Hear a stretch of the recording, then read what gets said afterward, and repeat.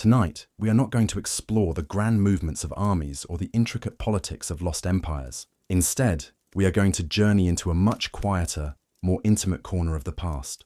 We are going to visit the hearths, the palaces, and the temples of history, to meet the companions that our ancestors held dear. This is a story about pets, but these are not the familiar dogs and cats you might know.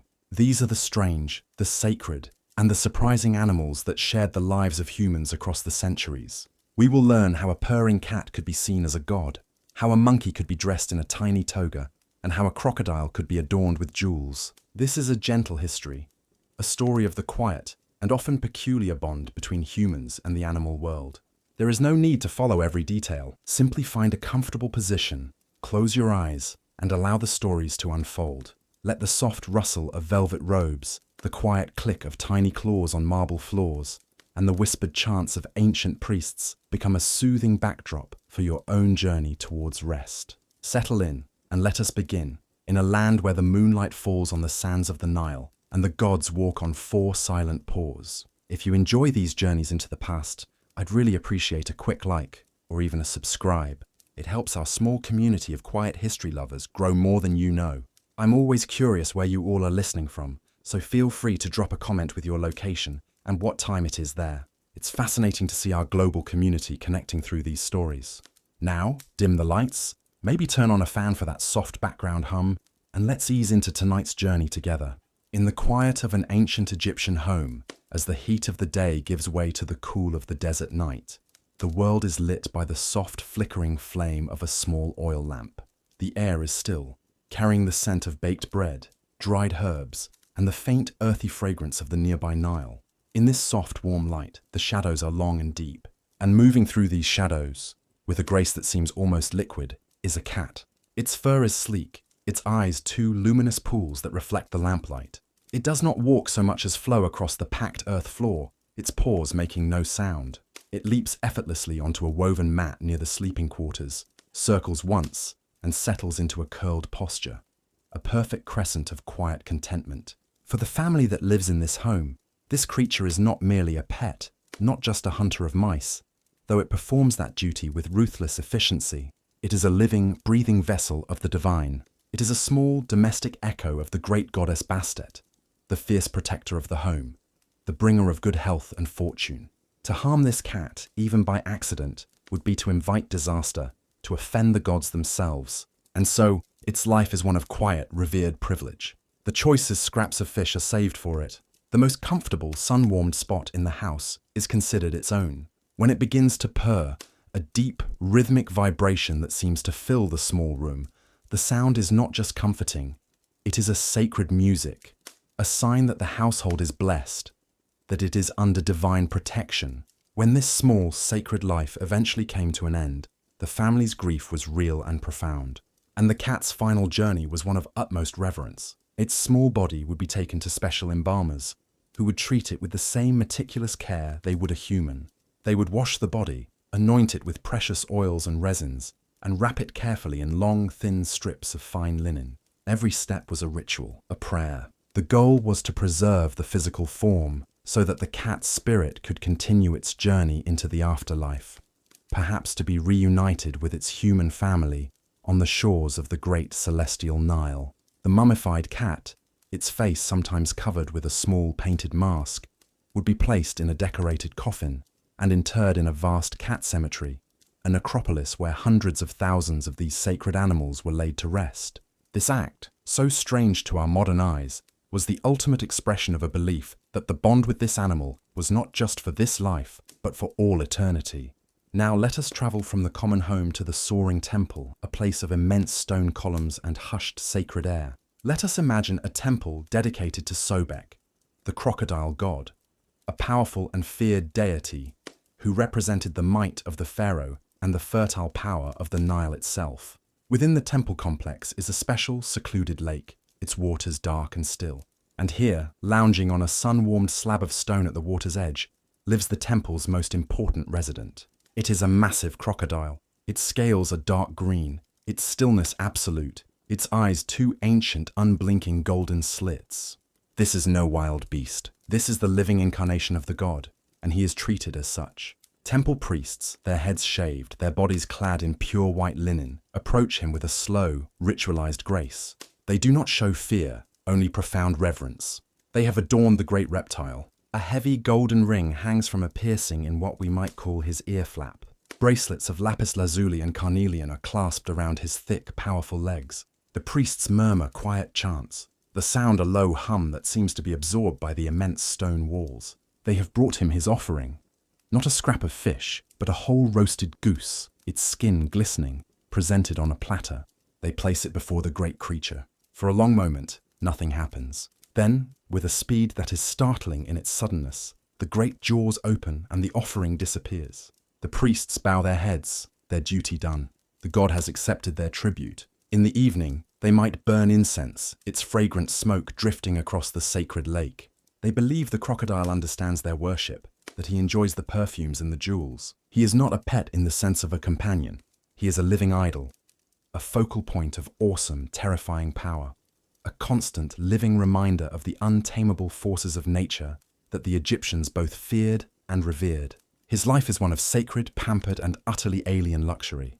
Let us now allow the current of time to carry us forward to a different empire, a different sensibility. Imagine a sun-drenched villa on a hillside overlooking the Bay of Naples. The air here is not scented with incense, but with jasmine and salt from the sea. The sounds are not of hushed chants, but of laughter, the clinking of wine goblets, and the gentle, constant splashing of a marble fountain in the central courtyard. This is the home of a wealthy Roman senator. He is hosting a dinner party. Men and women in fine, colourful robes recline on couches, eating, drinking, and engaging in witty conversation. And moving among them, a small, chaotic presence in this world of stately leisure, is a monkey. It is a Barbary macaque, brought at great expense from the mountains of North Africa. It is a living symbol of its owner's wealth and worldliness, a creature from the exotic edges of the known world. And it has been dressed, for the amusement of the guests, in a miniature, poorly made toga. The white fabric is askew, trailing behind it as it moves. The monkey scampers across the mosaic floor, its tiny claws making a soft, scratching sound. It leaps onto a table laden with food, its movements a blur of nervous energy. It snatches a fig from a silver bowl, ignoring the other, more common fruits. It peels it with nimble, almost human-like fingers, and stuffs it into its cheek pouches, its dark, intelligent eyes darting around at the laughing guests. The senator, its owner, watches with an expression of fond exasperation. He makes a show of scolding the creature, but there is no real anger. The monkey's misbehavior is part of its charm. It is a living novelty, a jester whose antics are a welcome disruption to the formal etiquette of the evening. It is not a sacred being, nor a symbol of nature's power. It is an accessory, a piece of performance art, a pet whose primary function is to be interesting. Later, it might fall asleep in a corner, curled up on a silk cushion, its small chest rising and falling, a tiny toga-clad caricature of the reclining Romans all around it. Now, let us travel to a quieter, more thoughtful corner of the ancient world. Let us imagine the Lyceum in Athens, the school founded by Aristotle. Here, under the shade of a long, covered colonnade, a philosopher walks, his hands clasped behind his back, his head bowed in thought. The sun creates a steady, repeating pattern of light and shadow on the stone floor. The philosopher is not alone. Perched on his shoulder is a raven. The bird is large and impossibly black, its feathers catching the light with an oily, iridescent sheen. It sits with quiet dignity, occasionally shifting its weight, its sharp claws making a faint, dry scratching sound on the thick linen of the man's robe. This is not a pet for amusement. It is a companion to thought. The philosopher values the raven for its intelligence, its ability to mimic sounds, its mythical association with prophecy and secrets. As he paces, formulating an argument about the nature of virtue, the raven might let out a low, guttural croak, a sound that seems both ancient and knowing. The philosopher might pause and look at the bird, a faint smile on his lips, as if it had just offered a counter-argument. Or perhaps he keeps a different kind of companion. In a small, sun-warmed enclosure in his home, he might keep a snake. Not a venomous viper, but a large, harmless Aesculapian snake, admired for its sleek, geometric patterns and its silent, fluid movements. He watches it for hours, fascinated by its biology, the way it sheds its skin and emerges new. He sees in it a living symbol of renewal, of healing, of the god Asclepius. whose staff was entwined with just such a serpent. For this Greek thinker, the animal is not a vessel for a god, nor a symbol of wealth. It is a subject of study, a philosophical partner, a living piece of the natural world brought into his daily life as a source of intellectual inspiration. The bond is not one of pampering or sentimentality, but of deep, quiet curiosity and respect. Whether it is a cat purring in an Egyptian home, a crocodile basking in a sacred lake, a monkey stealing fruit at a Roman party, or a raven listening to a Greek philosopher, these ancient pets show us that the relationship between humans and animals has always been more than simple companionship.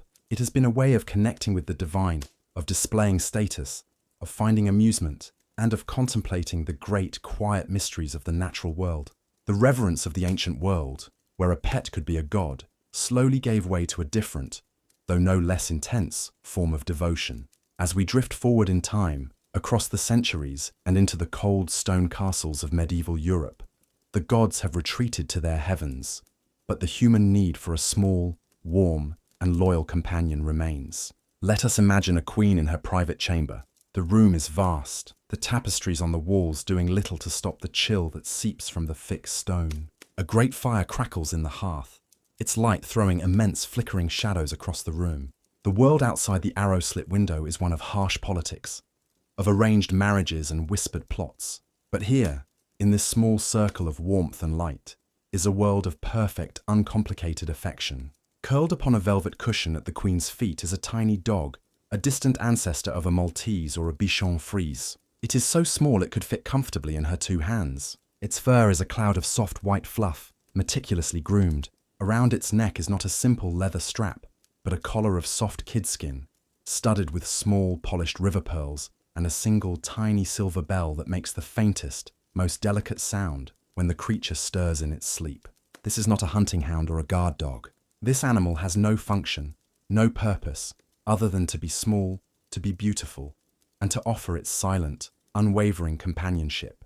While the Queen's human interactions are governed by a web of rigid etiquette, with this small creature, she can be gentle, unguarded. She might reach down and stroke its soft fur, and the dog will respond with a soft sigh, a slight shift of its warm body. In a life of immense public pressure and emotional restraint, this small, sleeping creature is a rare and precious source of simple, honest warmth. The gentle click of its tiny claws on the cold stone floor as it follows her through the drafty corridors is a sound of pure loyalty, a quiet, constant presence in a world of shifting alliances. As the strictures of the Middle Ages soften into the vibrant, curious energy of the Renaissance, this taste for small, decorative pets blossoms into new and even more peculiar forms. Let us imagine an Elizabethan noblewoman walking in the meticulously planned geometry of a knot garden. Her dress is a magnificent and cumbersome work of art, a cage of whalebone and stiff, embroidered silk. Her face is a pale, serene mask of white powder. Everything about her speaks of control, of artifice, of nature tamed and perfected.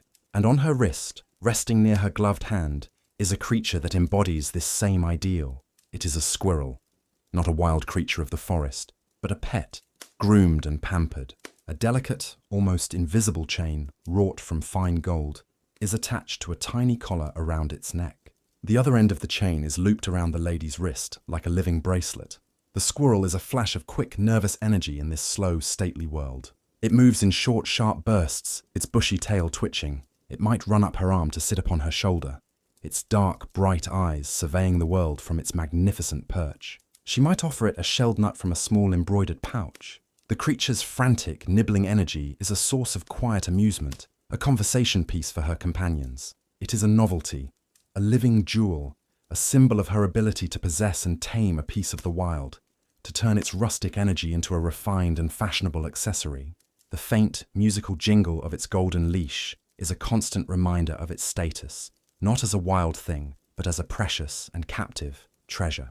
Let us travel forward once more to the grandest stage in all of Europe, the Palace of Versailles in the age of the Sun King, Louis XIV.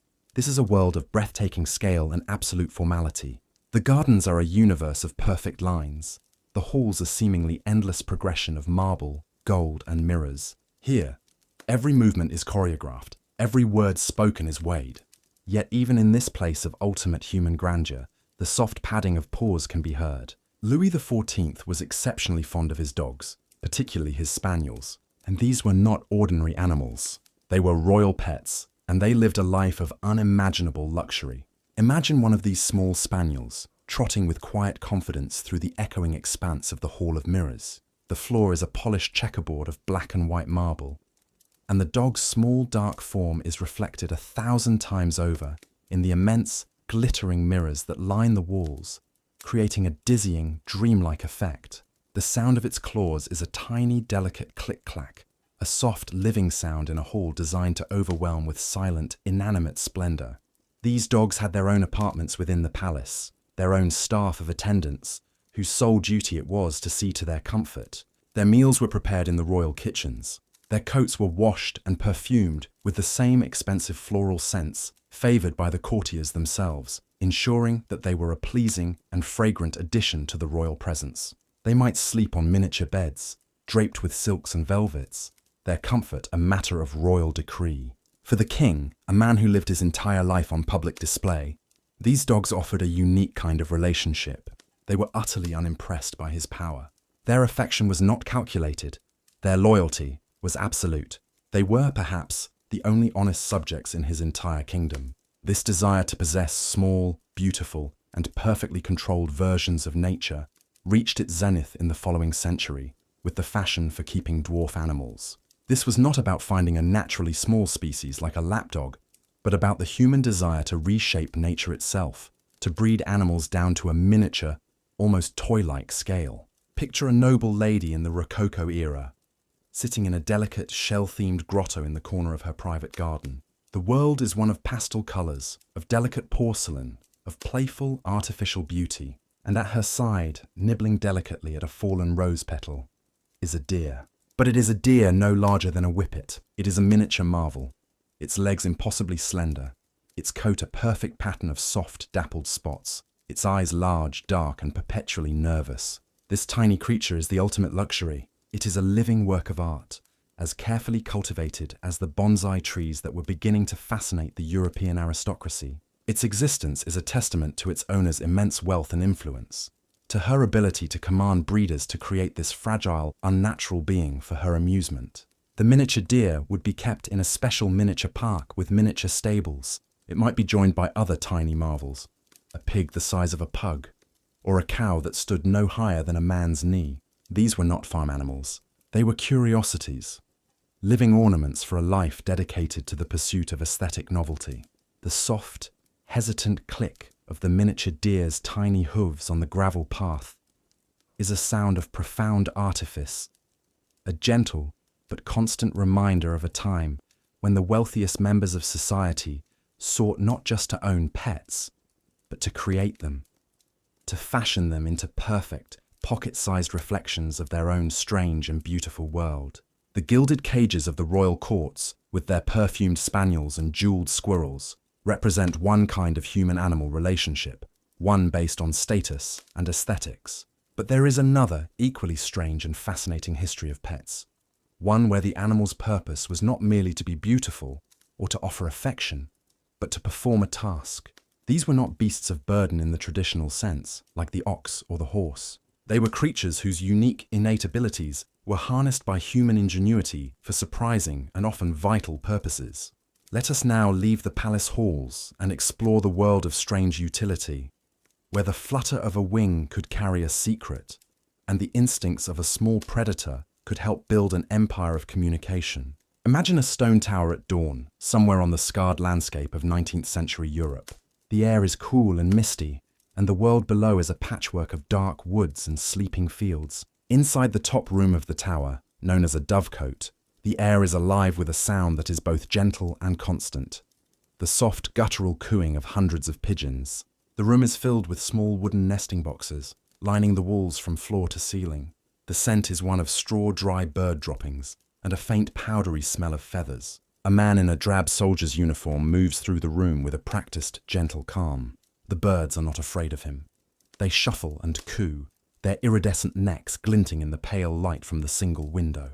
He reaches into one of the boxes and carefully takes hold of a single bird. It is a homing pigeon, A creature bred for centuries for one extraordinary, almost magical skill, an unshakable, inexplicable ability to find its way home from vast distances. The bird is calm in his hands. Its heart beats a quick, steady rhythm against his palm.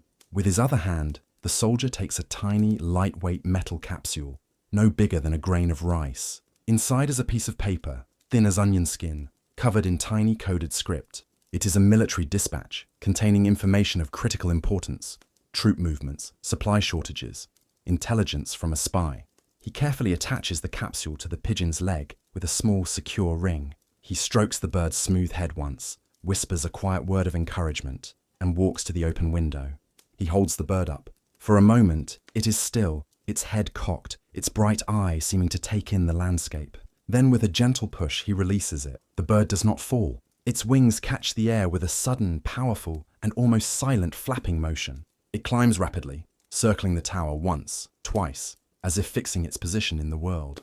The sound of its wings is a soft, rhythmic whisper that quickly fades. Then its circles cease. It seems to make a decision. It sets itself on a straight, unwavering course and flies. It is a small, dark speck against the vast grey canvas of the morning sky, carrying a secret of immense weight. Imagine now the journey from the bird's perspective, a detached, steady view of the world from above. The landscape unfolds below, a silent, moving map. It flies over forests, their tops a dark, textured carpet. It crosses rivers, shimmering silver ribbons in the morning light. It passes over towns, their streets still quiet, a plume of smoke rising from a baker's oven. It might fly over a battlefield from the day before, a place of profound human tragedy. But from this great height, the horror is gone. The field is just a strange, disturbed pattern on the earth. The sounds of suffering long since faded. The entire scene rendered silent and abstract. The pigeon is driven by one thing, and one thing only. The deep, primal, and mysterious instinct to return to its home, to the specific dovecote where it was born and raised. It navigates by the sun, by the Earth's magnetic field, by landmarks it has learned on previous training flights. It flies on for hours, a tiny living arrow of purpose. Finally, as the sun is beginning its descent, another stone tower appears on the horizon. The bird recognizes it, its pace quickens, it circles, descends, and with a final, soft flurry of wings, lands on the small wooden platform outside the entrance to its home loft. Another soldier, waiting patiently, gently takes the bird, his fingers quickly finding the small metal capsule on its leg. The message has arrived. The connection has been made, silently, invisibly, across 100 miles of hostile territory, thanks to the quiet, reliable work of this feathered messenger. Let us now descend from the open sky and go deep into the earth, into the mud and darkness of Victorian London. The city above is a sprawling, noisy metropolis, a marvel of the industrial age. But its future, its ability to communicate and to trade, depends on a new kind of magic, the telegraph. And the telegraph depends on wires, thousands of miles of wires, that must be laid through underground conduits. Imagine a newly dug trench, a raw, muddy scar in the city street. At the bottom of the trench is a long, narrow pipe, perhaps only a few inches in diameter. A group of workmen, their faces smudged with dirt, their clothes heavy with damp, are gathered around one end of it. Their problem is simple: how to get a string through 100 yards of this dark, narrow pipe, so that a heavier cable can then be pulled through. Their solution is small, furry, and has a long, flexible body. A man opens a small wooden box and pulls out a ferret. Its fur is pale, its eyes like two small, bright beads. It is a creature born to hunt in burrows, its entire being designed to move through tight, dark spaces. The foreman takes a ball of strong, light twine and ties the end securely to a small leather harness on the ferret's back. The creature is not afraid.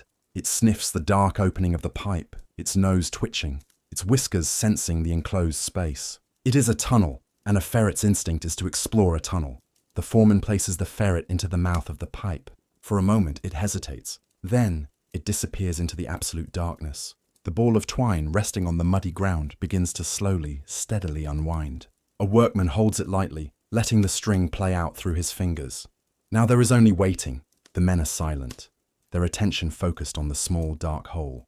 They are relying entirely on the animal's natural instincts. The minutes stretch on. The only sound is the distant, muffled clatter of horse-drawn carts from the street above, and the slow drip of water from the damp earth walls of the trench. They are waiting for a sign. Then, at the far end of the construction site, another group of men, staring at the other end of the pipe, let out a small, triumphant shout. A small, pointed nose, its whiskers twitching, has emerged from the darkness. The ferret pulls itself out into the light, shakes its body, and looks around, unconcerned. It has done its job. It has simply followed its nature. But in doing so, it has pulled a thin, vital thread through the earth, connecting one end of the street to the other. Now, the workman can attach the heavy telegraph wire to the end of the string and pull it through. The process will be repeated, again and again, throughout the city. The great, chattering network of global communication, the pride of the Victorian age, is being stitched together, inch by inch, by the quiet, subterranean work of these small, curious predators. Now, let us leave the mud of the street and enter a quiet, overstuffed parlour in that same city. The air is warm from a coal fire that glows in the grate, and it smells of beeswax, old paper, and brewing tea. A grandfather clock ticks a slow, sonorous rhythm in the corner, a sound that seems to measure out the stillness of the afternoon. A woman in a dark morning dress sits in a high-backed chair, her hands idle in her lap. The room is a shrine to a life that is over. On the mantelpiece is a photograph of a man with a stern, whiskered face. And on a large, ornate perch by the window sits another occupant of the room. It is a parrot, an African grey, its feathers a soft uniform grey, except for the shocking, brilliant red of its tail. For most of the day, the parrot is silent, occasionally preening a feather or cracking a seed with its strong, dark beak. It is a living piece of furniture, a splash of exotic life in the sombre room. The woman rarely speaks to it. She is lost in her own quiet world of grief. The clock continues its steady, unhurried ticking. The fire crackles and shifts in the grate. Then, the parrot ruffles its feathers, shifts its weight on the perch, and speaks. It speaks not in a squawk, but in a clear, perfect imitation of a human voice. A voice the woman has not heard in over a year. It is the voice of her late husband. The parrot says simply, "Did you remember to post the letters, Martha?" The words hang in the still air. It is not a question. It is a memory, an echo, a fragment of 1,000 ordinary conversations, perfectly preserved and now replayed by this feathered archivist. The parrot's utility is not in carrying messages, but in holding them. It is a living repository of sound, of habit, of a personality that is now gone. For the widow, it is a source of both profound comfort and exquisite pain. It is a ghost in the house, a constant, unpredictable reminder of her loss. Its voice a key that unlocks a flood of memory. Its strange talent, its ability to mimic, has given it the most peculiar and intimate of duties. To keep a voice alive, to serve as a living, breathing memorial. The quiet parlour, with its ghostly, talking parrot, reveals a deeply personal, almost accidental form of animal utility. But the human impulse to train and display the talents of animals also had a much more public and theatrical face. Let us leave the private world of the grieving widow and step out into the boisterous, chaotic, and often desperate world of a 17th century European city street. The lane is narrow, cobbled and slick with mud and refuse. The air is a thick, pungent soup of coal smoke, unwashed bodies, horse manure, and the smell of street vendors frying sausages in hot fat. The noise is a constant, overwhelming assault. The rumble of iron-rimmed wagon wheels on stone, the shouts of merchants, the clang of a blacksmith's hammer, the cry of a beggar. It is a world of constant struggle, a place where a moment of distraction, a moment of wonder, is a valuable commodity. In a small, open space, where the lane widens slightly into a makeshift square, a small crowd has gathered. They are people from every walk of life. A richly dressed merchant, his hand resting on his money pouch. A group of apprentices on a break from their workshop, their faces smudged with soot. A pair of laundry maids, their arms laden with baskets. A handful of ragged, barefoot children.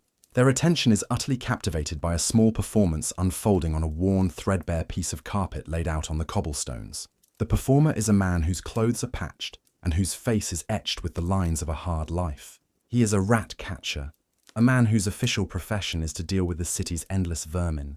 But he has discovered that some of his captives have a greater value alive than dead. On the small carpet, he has placed a miniature stage, a tiny, crudely built replica of a grand house, complete with small chairs and a table. And the actors on this stage are rats, not the sleek, white, domesticated rats we might know today, but common brown rats, their fur coarse, their tails long and naked.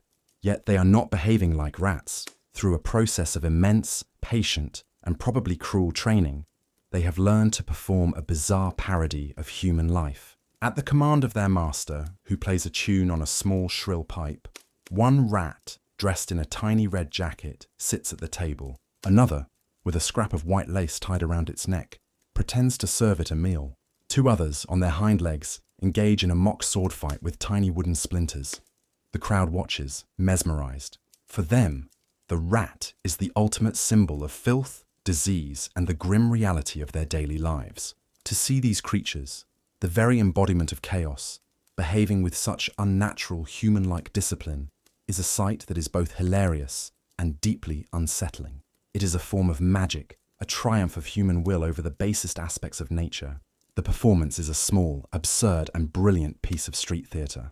The rats are not pets in the affectionate sense. They are performers, tools in a strange trade. Their utility is to create a spectacle, to generate a few moments of astonishment that will persuade the onlookers to part with a few precious copper coins, which the rat catcher collects in a greasy felt hat. The lives of these performing rats are likely short and hard, but for a brief moment, on their tiny stage, they are elevated from vermin into actors, their strange, trained obedience a source of both income and wonder. Now, let us transport ourselves to a far more elegant and refined setting. Imagine an aristocratic banquet in 18th century France. We are in a grand dining hall, lit by the glittering, multifaceted light of 1,000 candles in immense crystal chandeliers. The long table is a landscape of shimmering silver, delicate porcelain, and impossibly elaborate sculptures made of spun sugar. The air is thick with the scent of roasted meats, expensive wine, and the heavy perfumes worn by the guests, whose powdered wigs and silk finery are a testament to a life of ultimate leisure. The conversation is a low, witty murmur, punctuated by bursts of tinkling, artificial laughter. In the center of the table, placed between the towering pyramids of fruit and the gleaming silver soup tureens, is an object of singular beauty and curiosity. It is a large, ornate fishbowl, not a simple sphere of glass, but a masterpiece of the glassblower's art, perhaps shaped like a fountain, with multiple tiers and delicate trailing glass decorations that sparkle in the candlelight.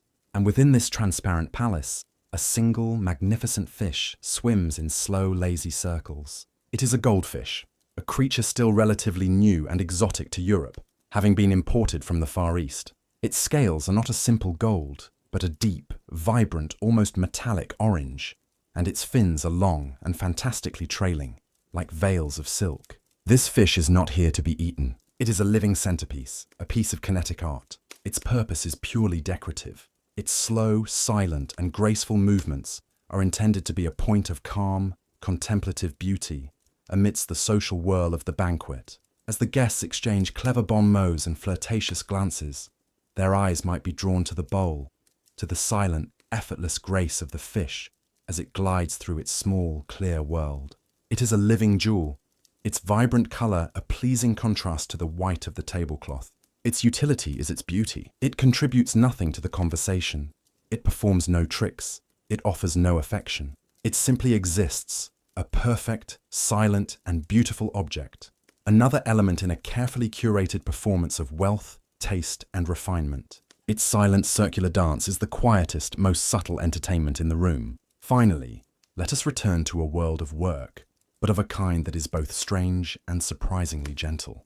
Imagine the quiet, ordered world of a large institutional library in the early 20th century. It is a cathedral of knowledge, a place of immense silence, broken only by the soft rustle of turning pages and the occasional muffled cough. The air smells of old paper, leather bindings, and floor polish. Sunlight, thick with dust motes, streams in through high arched windows, illuminating the towering shelves that stretch up into the gloom. The librarian is an elderly man, his movements slow and deliberate. He is faced with a peculiar problem. In the long process of printing and binding books, sometimes by mistake, the pages are not fully cut apart at the top.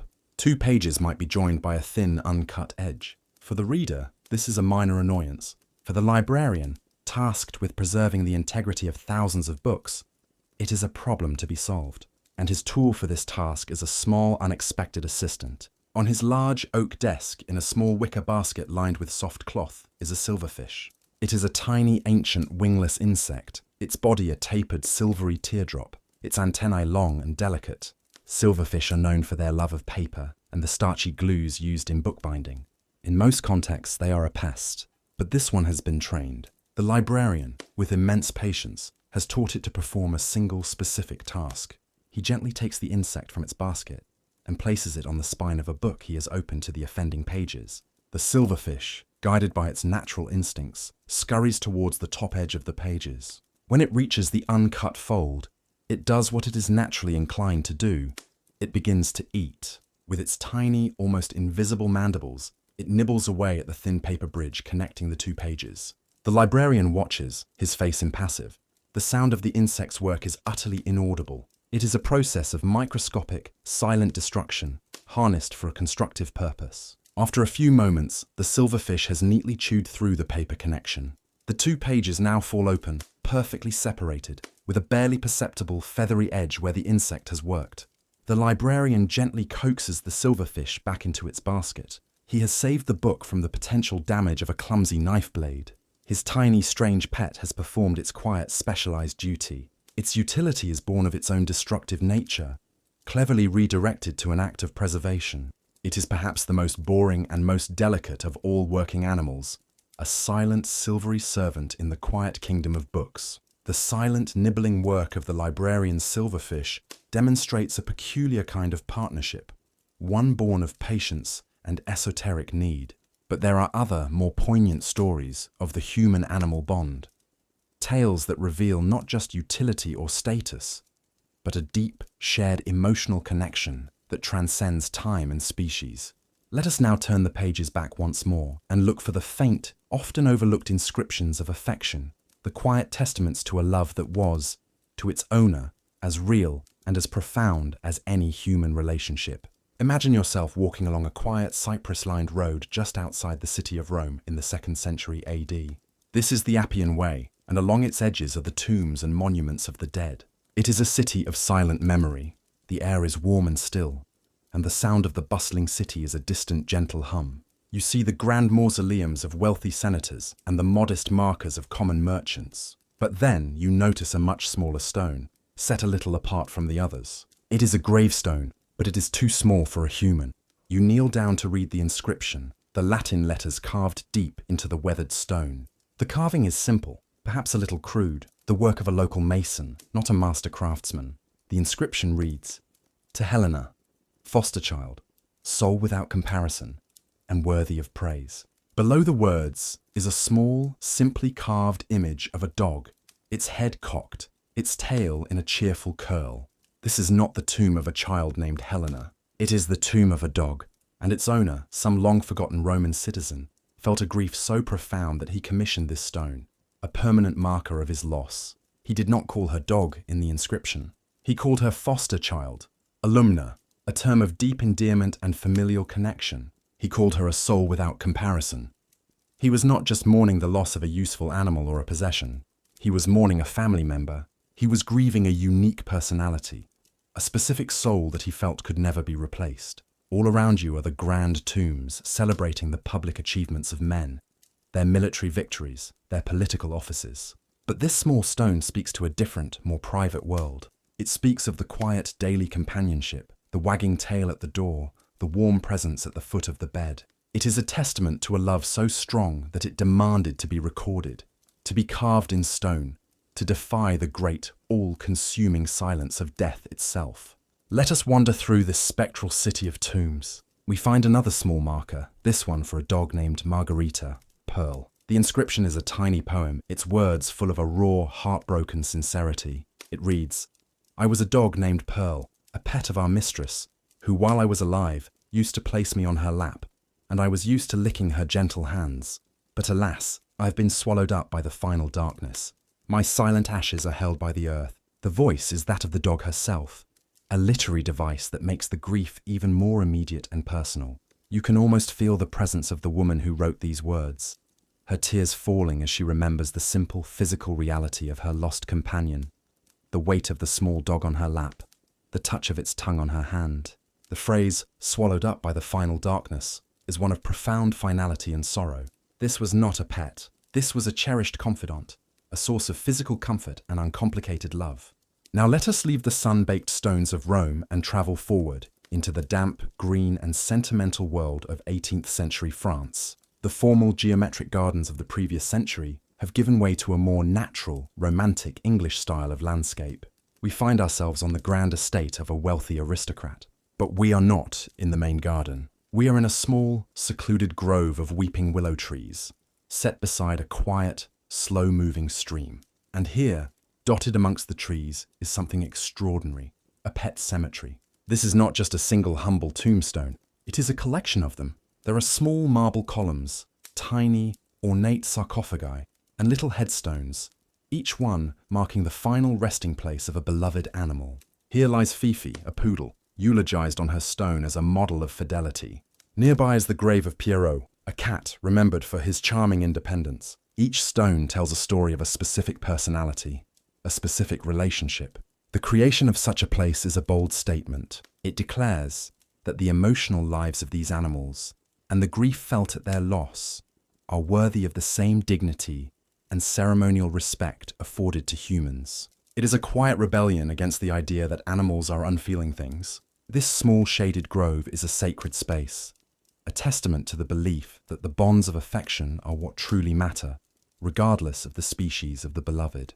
The owner of this estate, a duchess known for her sensitivity and literary inclinations, might spend her afternoons here. She walks slowly along the winding path, pausing at each small grave. She might have written a poem for her most recently departed dog, a small terrier named Bessie. She pulls a small, leather-bound diary from her pocket, and in the dappled sunlight filtering through the willow leaves, she reads the words she wrote the night he passed. The sound of her voice is a soft whisper, barely disturbing the quiet of the grove. The poem speaks of his mischievous eyes and his brave little heart. It does not shy away from the depth of her sadness. This new culture of sentimentality, this willingness to publicly express deep emotion for a pet, was a profound shift. It was a recognition that the relationship could be one of true, reciprocal love. It was no longer just about the utility of the animal or its status as a beautiful object. It was about the animal's own character, its own soul. The quiet rustling of the willow leaves in this small, sad and beautiful cemetery is the sound of a new kind of human-animal bond being born into the world. Let us make one final journey to a much more recent time, to a place of immense power and global consequence. We are in the Cabinet War Rooms in London during the darkest days of the Second World War. This is a subterranean world, a cramped fluorescent-lit maze of offices and map rooms from which the entire British war effort is being directed. The air is thick with cigarette smoke and the low, constant hum of ventilators. The tension is a palpable physical presence. Here, Winston Churchill, his face a bulldog mask of grim determination, paces back and forth, dictating speeches and making decisions that will affect the lives of millions. This is a place of ultimate seriousness, of crushing responsibility. And yet, even here, there is room for a most peculiar affection. Churchill had a deep love for animals, and his pets were numerous and varied. But perhaps none was more surprising than his pig. It was a pig he kept at his country home, Chartwell, named Toby. But Churchill did not think of Toby as livestock. He spoke of him as an equal. In letters to his wife, Clementine, amidst discussions of naval strategy and parliamentary debates, he would include detailed updates on the pig's well-being. He once famously wrote, "Dogs look up to us. Cats look down on us. Pigs treat us as equals." Imagine the scene. Churchill, after a grueling 16-hour day of managing a global war, retires to his small, bunker-like bedroom. Before sleep, he sits at his desk to write to his wife. He describes a difficult meeting with his generals, the grim news from the front, and then his tone shifts. He begins to write about the pig. He asks Clementine to ensure that Toby is being given his favorite foods. He writes, with a completely straight face, about conversations he has had with the pig, claiming that Toby understood English perfectly and had offered his own surprisingly astute opinions on the state of the farm. This is, of course, a form of gentle, eccentric humor, but it is also something more. In a world where he was surrounded by generals, politicians, and aides, all of whom looked to him with a mixture of awe and fear, the pig offered a different kind of relationship. It was a relationship free from the immense weight of his office. The pig did not care that he was the Prime Minister. The pig simply was. In Churchill's affection for this animal, in his insistence on treating it as an intellectual equal, We see a profound need for a connection that was completely outside the crushing hierarchy of human affairs. It was a form of mental escape, a way for one of the most powerful men in the world to find a moment of simple, uncomplicated, and deeply eccentric companionship. The soft scratching of his fountain pen on the paper, writing a letter about a pig while a world war rages outside, is perhaps the strangest and most touching testament to the enduring and often odd comfort that animals provide. The quiet grief of a Roman citizen, the sentimental poetry of a French duchess, the eccentric affection of a wartime prime minister, these are the threads that weave a story of the deep, personal, and often surprising bonds between humans and their animal companions. But this connection did not always end with a simple headstone or a fond memory. In some cases, the love for a pet was so all-consuming, so central to a person's life, that it sought to defy the finality of death itself, not just for the animal, but for the owner as well. It sought to create a legacy, a continuation of care that would extend beyond the grave, written not in the soft language of poetry, but in the hard, unyielding ink of legal documents. Let us travel now to the heart of another empire, to London in the final years of the 19th century. We find ourselves in a quiet, narrow street, or close, just a short walk from the Inns of Court. The air is perpetually damp and smells of coal smoke, wet wool, and old paper. A fine, persistent drizzle falls from a sky the colour of slate, polishing the dark cobblestones to a dull sheen. We step through a heavy oak door and into the hushed vestibule of a solicitor's office. The world of the street, with its clattering hansoms and shouting newsboys, fades away, replaced by a profound and dusty silence, broken only by the slow, sonorous, and deeply reassuring tick of a large long-case clock in the corner. The air inside is warm and dry, smelling of beeswax, leather-bound books, and the faint, pleasant aroma of a well-tended coal fire. We are shown into the solicitor's main office. It is a room that seems to have been untouched for 50 years. Bookshelves filled with thick, imposing legal volumes line the walls from floor to ceiling. A fire crackles gently in the grate. The solicitor himself is an elderly man, his face a web of fine, thoughtful wrinkles. He sits behind a massive mahogany desk, a landscape of neatly stacked papers, leather-bound ledgers, and arcane-looking implements of his trade. He is the picture of discretion and sober judgment. His client, seated opposite him in a heavy leather armchair, is also elderly. She is a widow, a woman of considerable, though not aristocratic, wealth, her husband having been a successful merchant in the tea trade. She is dressed in the severe black silk of perpetual mourning, though her husband has been gone for over a decade.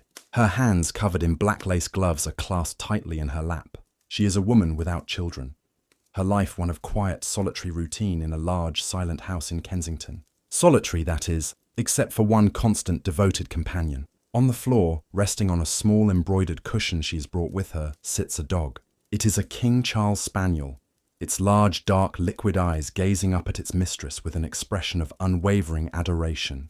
Its long, silky ears frame a gentle face, and its tail gives a faint, slow thump, thump, thump on the cushion. The solicitor has been speaking for some time, his voice a low, calm monotone, as he explains the legal complexities of her request. He is attempting, with the utmost politeness, to dissuade her. "My dear Mrs. Gable," he says, his fingertips pressed together to form a small steeple. "While I, of course, understand your deep affection for young Barnaby here," he gestures with his head towards the dog, "the courts do look rather unfavourably upon bequests of this nature. To leave the entirety of your estate, the house, the investments, the annuities, directly to a canine is, to put it mildly, legally precarious. It will be challenged. The distant cousins in Northumberland will certainly bring a suit. They will argue, and a judge may well be inclined to agree, that it demonstrates an unsoundness of mind." The old woman listens patiently, her expression unchanging. When he is finished, she speaks, her voice thin but firm, without a trace of doubt. "Mr. Albright," she says, "my cousins in Northumberland have not seen fit to write to me in over 20 years. They have shown me no kindness. Barnaby, on the other hand," she looks down at the dog, who thumps his tail again, "has been my constant shadow, my foot warmer, my confidant, and the sole reason for my smiling for the past 10 years. He has earned his inheritance. My mind is perfectly sound. It is my heart that dictates my will. Now shall we proceed with the wording?" The solicitor gives a small, almost imperceptible sigh. He is a man of the law, and his client's instructions, however eccentric, are his command. He pulls a fresh sheet of thick, creamy legal parchment towards him. He dips his steel-nibbed pen into a heavy glass inkwell, and he begins to write, his pen making a soft, rhythmic scratching sound that blends with the ticking of the clock and the crackle of the fire. He is not, in fact, leaving the fortune to the dog. That is legally impossible. He is creating a trust, a legal structure of breathtaking detail and complexity, designed for the sole purpose of maintaining the life of this one small animal in the exact manner to which he has become accustomed. He writes, in dense, looping script, the clauses that will govern the dog's life after his mistress is gone. The house in Kensington is not to be sold. It is to be maintained with a full staff, as Barnaby's primary residence. A specific sum is set aside for the salary of a designated caretaker, a trusted maid from the current household, whose only job will be to attend to Barnaby's needs. The will stipulates the dog's dietary requirements in minute detail. He is to be fed twice a day, a meal of finely minced boiled chicken and mashed carrots in the morning, and a small portion of grilled chop, the bone removed, in the evening. A separate fund is established for his veterinary care, with the explicit instruction that the finest animal surgeon in London is to be consulted for any ailment. The document goes on. A budget is allocated for Barnaby's wardrobe, for the small custom-made woolen coats he wears on his daily walks in the park. The will specifies the exact route and duration of these walks, twice daily, once around the Serpentine, weather permitting. It even makes provisions for his emotional well-being, stating that his caretaker must read to him for half an hour each evening, preferably from the works of Mr. Dickens, as the sound is found to be soothing. The solicitor writes on, page after page, his scratching pen giving legal force to this extraordinary testament of love. He is creating a gilded cage of care that will surround this small dog for the rest of its natural life, ensuring that his mistress's passing will be, for him, nothing more than a quiet, unnoticed absence. The great legal machinery of the British Empire, which has been used to enforce contracts, settle disputes over continents, and define the very nature of property, is here being focused, with all its power and complexity, on the continued comfort of a small, sleepy spaniel. This desire to formalize grief, to give it structure and ritual, was not limited to the dry language of the law. Let us now imagine ourselves back in Paris, in the Belle Époque, the beautiful era, at the turn of the 20th century. It is a time of artistic ferment, of new ideas, and of a heightened romantic sensibility. We are in the courtyard of an elegant mansion in the 16th arrondissement. It is a crisp autumn day, and the leaves of the plane trees have turned a brilliant, buttery yellow. A small group of people are gathered in a quiet corner of the garden, near a bed of late-blooming roses. They are dressed in fashionable, elegant black. Their expressions are somber. They are attending a funeral. In the center of the group, resting on two small chairs, is a coffin. It is no more than 2 feet long, a perfect miniature casket, fashioned from polished mahogany by a master cabinet maker.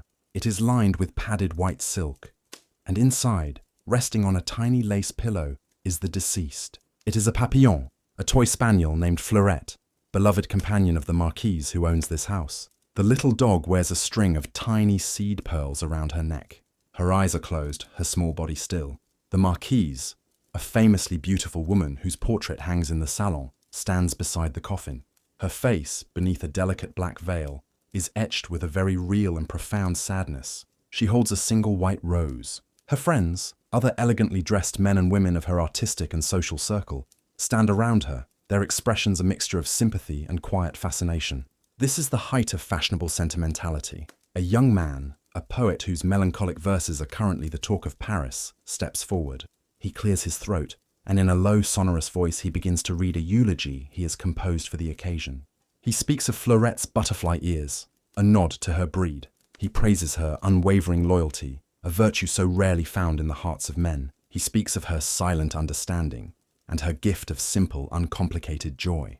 The words are elaborate, stylized, and yet, beneath the artifice, the emotion is genuine. He is giving voice to the marquise's grief, elevating her love for her pet into a subject worthy of art. When the poem is finished, there is a moment of respectful silence, broken only by a soft, muffled sob from the marquise. 2 gardeners, their faces impassive, step forward and respectfully lift the tiny coffin. They carry it to a small, freshly dug grave at the foot of a statue of Diana, the huntress. They lower it gently into the earth. The marquise steps forward and drops her single white rose into the grave. The white petals are stark contrast against the dark, rich soil. Her friends follow, each adding a single flower. There is no priest, no official rite. It is a ceremony they have invented themselves, a ritual created to honor a love that their society was only just beginning to acknowledge as valid. It is a private act, yet it is also a performance, a demonstration of one's refined sensibilities, of one's capacity for deep and fashionable feeling.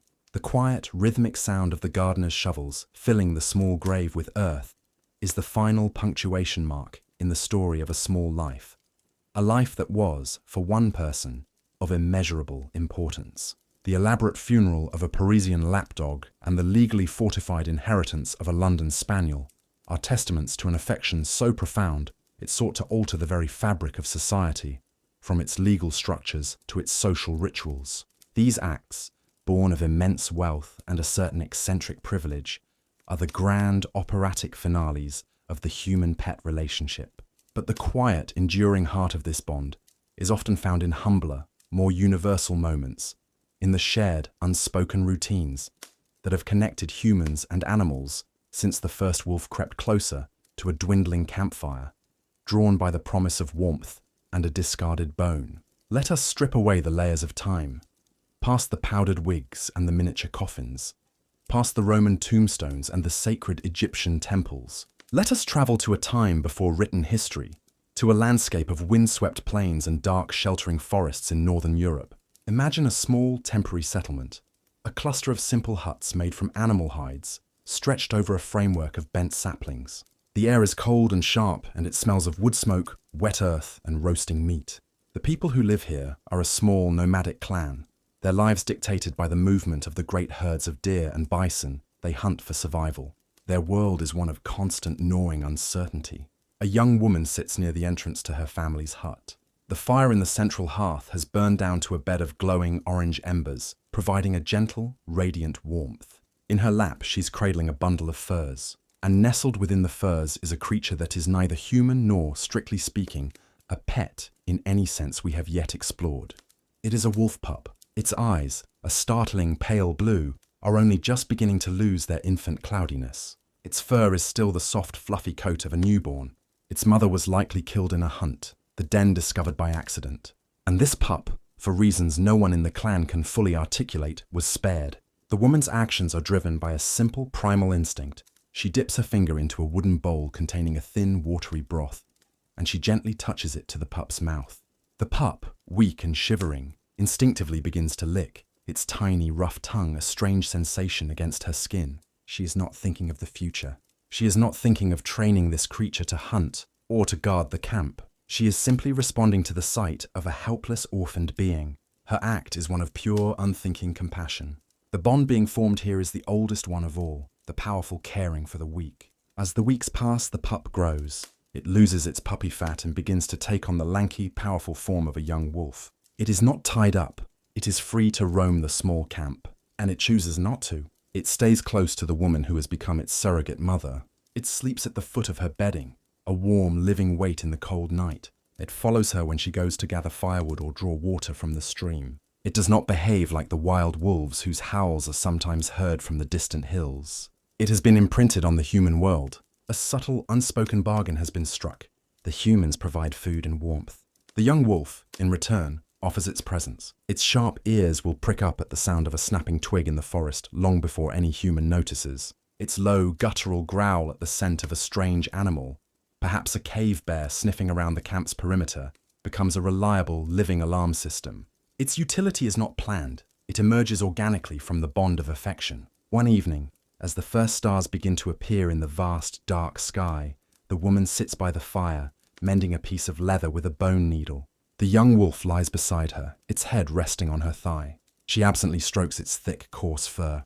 The firelight flickers, casting their two shadows, one human, one animal, onto the wall of the hut, where they dance and merge as one. There are no words, no grand gestures, no legal documents.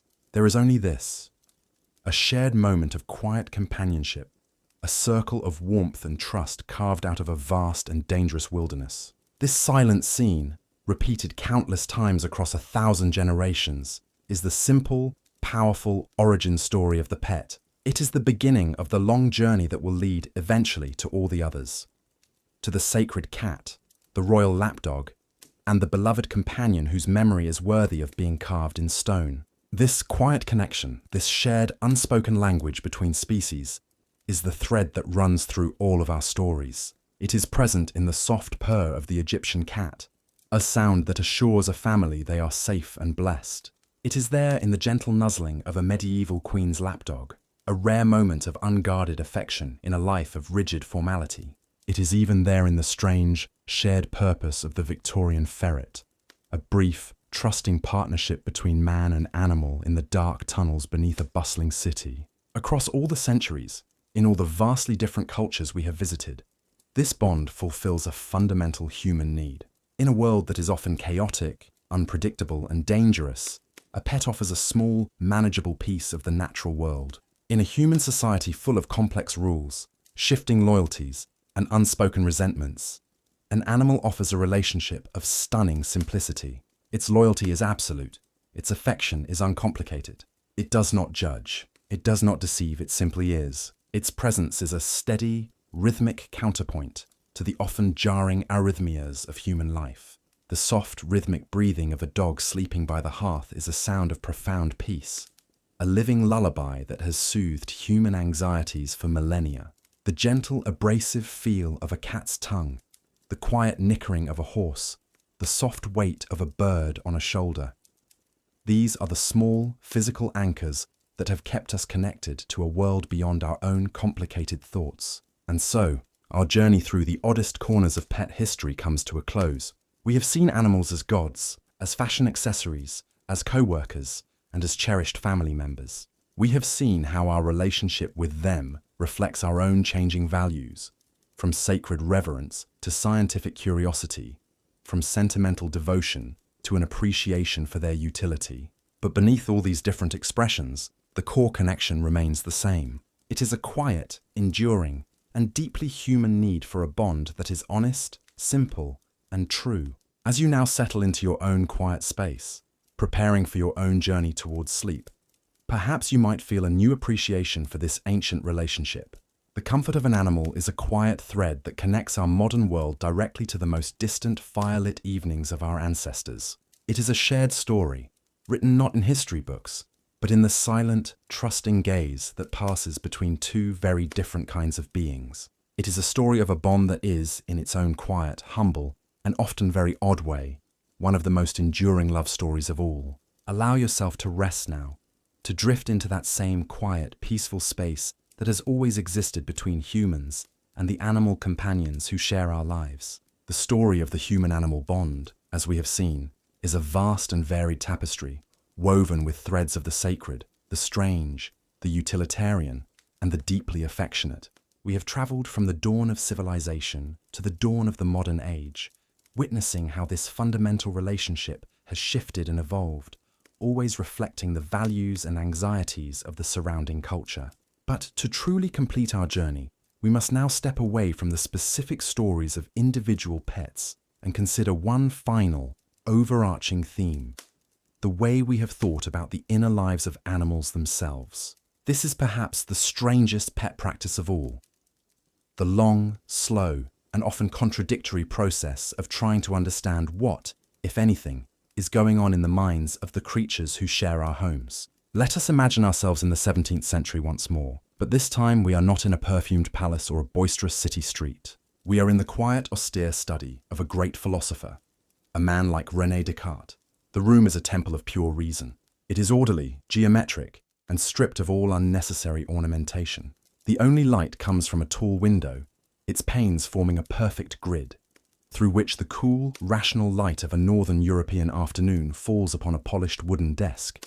The air is still and silent, smelling only of old paper and the faint, sharp scent of ink. This is a space dedicated to the power of the human mind to understand and deconstruct the universe. The philosopher sits at his desk, a quill pen held lightly in his hand. He is writing, laying out an argument that will change the course of Western thought. He posits that the universe is divided into two fundamental substances: mind, which is the province of thought, of soul, of consciousness, and matter, which is everything else, the physical, mechanical stuff of the world. And in this great, radical division, he places animals firmly and exclusively in the category of matter. From the corner of the room, there is a soft, rhythmic sound. It is the sound of a cat meticulously washing its face with its paw. The philosopher might glance over at it. The cat is a creature of exquisite design. Its movements are fluid and efficient. Its senses are sharp. But in his philosophical framework, the cat is no different from another remarkable machine in the room: the clock on the wall. The clock, with its intricate gears and springs, can produce complex and predictable behaviors. It tells the time. It chimes the hour. The cat, he argues, is the same. It is a biological machine, an automaton, programmed by God with complex instincts. The purring sound it makes is not an expression of contentment, but merely the vibration of its internal mechanisms, like the whirring of the clock's gears. The cry it makes when accidentally kicked is not a cry of pain, but a mechanical response, like the sound a bell makes when struck. It has no thoughts, no feelings, no soul. It is a beautiful, intricate, but ultimately empty piece of clockwork. This idea, so jarring to our modern sensibilities, was profoundly influential. It provided a kind of philosophical permission for centuries of detached, and often cruel, treatment of animals. But even as this cold, mechanical view held sway in the halls of philosophy, a different, more intuitive understanding continued to exist in the quiet reality of people's daily lives. The very same man who might intellectually agree with the philosopher's logic would still find himself speaking to his dog in a soft, affectionate tone. The woman who believed in the soullessness of animals would still feel a pang of genuine sorrow when her pet bird died. A quiet, cognitive dissonance persisted. The head could accept the logic of the animal as a machine, but the heart stubbornly insisted on treating it like a feeling individual. Let us drift forward a century, into the great blossoming of scientific curiosity that was the Enlightenment. Imagine a different kind of study, this one belonging to a naturalist. The room is not austere and geometric. It is a space of glorious, organized chaos. It is filled with books, yes, but also with glass cases of insects, shelves of oddly shaped rocks, and detailed hand-colored drawings of birds and plants. The air smells of pressed flowers and preserving chemicals. This naturalist is a man of observation. He is less concerned with grand, abstract theories and more interested in the specific, observable details of the world around him. He keeps many animals not just as pets, but as subjects of study. In a large cage by the window, a magpie hops from perch to perch. The naturalist has been conducting an experiment. He has noticed the bird's fascination with shiny objects, so he places a small polished silver button inside the cage. The magpie, after observing it for some time, picks it up in its beak and carefully hides it under a piece of cloth in the corner. Later, the naturalist notices that when he is not in the room, the magpie will retrieve the button and move it to a new hiding place. He sits at his desk, making detailed notes in a leather-bound journal. He does not see a simple machine. He sees a puzzle. The bird's behavior seems to suggest something more than just simple instinct. Does it have a rudimentary form of memory? Does it have a concept of the future? A desire to save a treasured object for later? Is its act of hiding the button a sign of a kind of intelligence, of planning? He doesn't have the answers, but he is willing to ask the questions. He is willing to entertain the possibility that the inner life of this bird is more complex than a simple set of programmed responses. His patient, quiet observation is a small crack in the wall of the Cartesian view. He is not just looking at the animal, he is trying, in his own empirical way, to look into its mind. This slow, scientific chipping away at the idea of the animal machine continued for generations. But the final great shift came not from science, but from a profound change in culture itself, a change embodied in the literature of the 19th century. Let us imagine a family gathered in the parlour of their modest Victorian home. The gas lamps cast a warm, steady glow.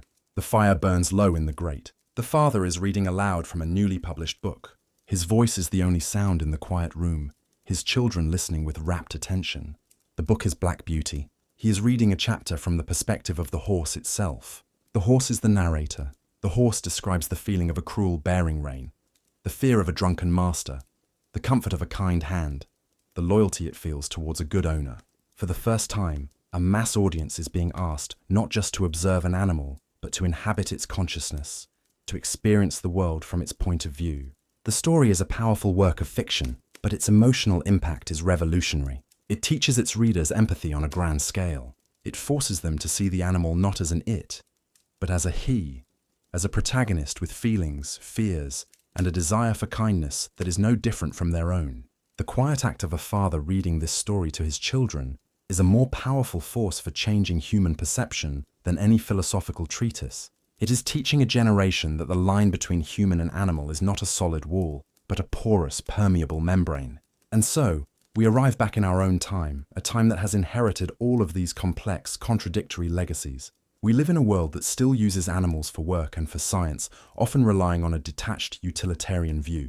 But we also live in a world of pet cemeteries, of inheritances for dogs, of a multi-billion-dollar industry dedicated to the comfort and amusement of our animal companions. We are the heirs of both Descartes and the author of Black Beauty. The ultimate, and perhaps oddest, historical pet practice is this ongoing, unresolved, and deeply human conversation about the nature of the creatures we live with. We look into the eyes of our dog, and we see a reflection of our own capacity for love and loyalty. We watch our cat, and we see a model of mysterious, self-contained independence. In them, we see the pieces of ourselves that we value most. They are our mirrors, our confidants, our jesters, and our silent, furry philosophers. And as you settle into the quiet of your own space, allow your own thoughts to drift. The history we have explored tonight is not just a collection of strange and amusing anecdotes. It is a quiet reflection on the nature of our own humanity. Our long and often peculiar relationship with pets reveals our capacity for compassion, our desire for status, our need for humor, and our deep, abiding search for a connection that is simple, honest, and true. It is a story that is still being written every day in millions of homes around the world, in every quiet purr, in every happy bark, in every gentle, trusting presence that shares our lives and enriches our own human story. Allow yourself to rest now in the quiet peace of that ancient, enduring bond.